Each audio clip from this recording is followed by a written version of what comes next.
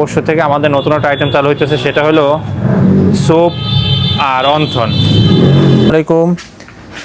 হাঁস খিচুড়ির ব্যাপারটা নিয়ে অনেকই কনফিউশন, প্রতিদিন এসে জিজ্ঞেস করেন যে হাঁস খিচুড়ি আছে কি না। আসলে আমাদের হাঁস খিচুড়িটা মূলত শুধু একদিন করছি আপাতত, শুধু শুক্রবার।